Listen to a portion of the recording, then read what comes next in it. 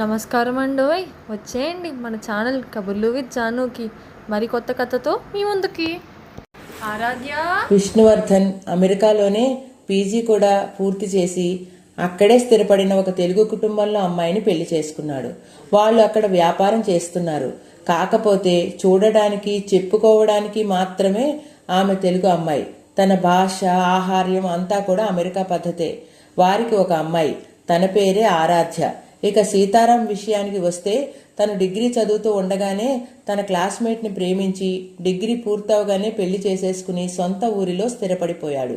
వారికి ఒక కొడుకు, పేరు గౌతమ్.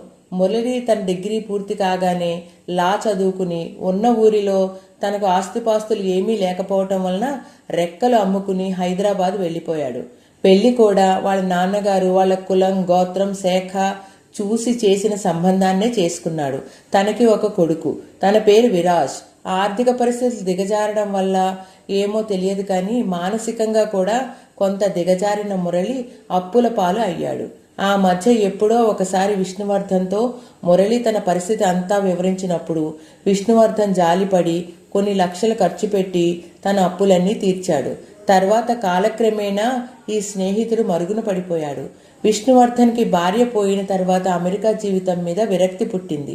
విష్ణువర్ధన్ అమెరికాలో ఉన్నప్పుడే వాళ్ళ నాన్నగారు పోవడం వల్ల, భీమలాపురంలో ఆయనకి బంధువులు ఎవరూ లేకపోవడం వల్ల విష్ణువర్ధన్ ఒక్కడే కొడుకు అవడం, అతడు అమెరికాలో ఉండడం వలన భీమలాపురం జమీందారీ వ్యవహారాలన్నీ అతని స్నేహితుడు సీతారాం తన చేతిలోకి తీసుకున్నాడు. ఇతని మనసులో ఏముంటుందో మనకు తెలియదు, కానీ ముఖమంతా నవ్వే, మాటల నిండా ఆప్యాయతే. ఆ మాటల మాయలో విష్ణువర్ధన్ పడిపోయినట్లున్నాడు. అమెరికా నుంచి వచ్చేద్దామనుకున్నప్పుడు ఇండియాలో హైదరాబాదులో గచ్చిబౌలిలో తనకు ఉన్న 3,000 గజాల స్థలంలో పెద్ద హాస్పిటల్ కట్టాలని నిర్ణయం తీసుకున్నాడు.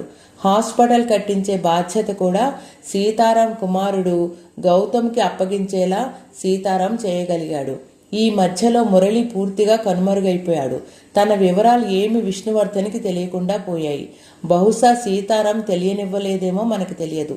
మంచంలో పడుకుని తనలో తాను నవ్వుకుంటున్న విష్ణువర్ధన్ చూసి ఆరాధ్య, నాన్న మీకేం గుర్తొచ్చింది, అలా నవ్వుకుంటున్నారు అని అడిగింది. ఏమీ లేదమ్మా, నువ్వు పుట్టినప్పుడు నా ఇద్దరు స్నేహితులు నాతో బియ్యం అందుకోవాలని అభిలాష వ్యక్తం చేశారు. వ్యాపారం పుణ్యమా అంటూ ఇప్పుడు మనం చాలా గొప్పవాళ్ళం అయ్యాము. అందువల్ల ప్రతి వాడు మనతో బియ్యం అందుకోవాలని అనుకుంటారు. అందులోనూ నా తల్లి బంగారు బొమ్మ అంటూ కూతురికేసి మురిపంగా చూసుకున్నాడు Vishnuvardhan.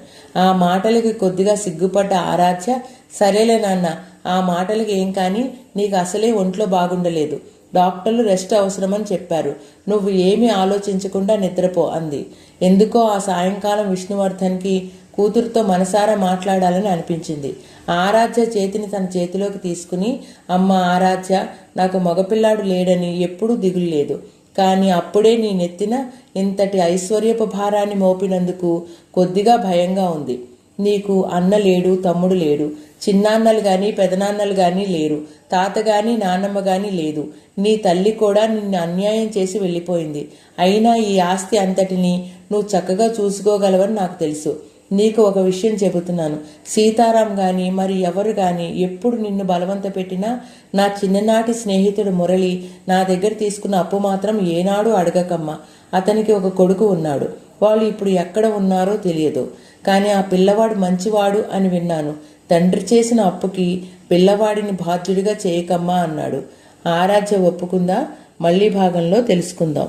Please like, share and subscribe.